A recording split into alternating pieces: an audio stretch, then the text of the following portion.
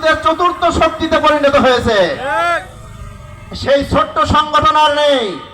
ইসলামী আন্দোলন বাংলাদেশ হাত পাথার প্রত্যেকটা জেলায় জেলায়, থানায় থানায়, ইউনিয়নে ইউনিয়নে, ওয়ার্ডে ওয়ার্ডে কমিটি গঠন হয়েছে।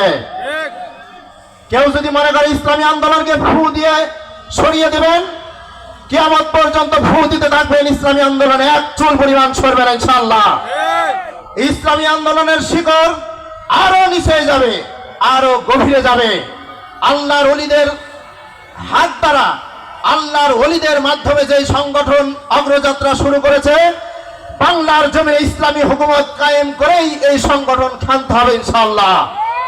এজন্য ইসলামী আন্দোলন বাংলাদেশ হাত পাখা মার্কাকে আরো শক্তিশালী করার জন্য ঐক্যবদ্ধভাবে দল মত নির্বিশেষে, আওয়ামী লীগ বুঝি না, বিএনপি বুঝি না, জাতীয় পার্টি বুঝি না, ইসলাম কায়েম করার জন্য ইসলামী আন্দোলনে যোগ দেওয়ার বিকল্প নেই।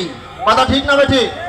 রসুলপুর আমাদের, তত্তিপুর আমাদের, ফুরফুরা আমাদের, তাবলিগ আমাদের, সরসিনা আমাদের, সমস্ত হকপন্থী যত তরিকাপন্থী লোক আছে সবাই আমাদের।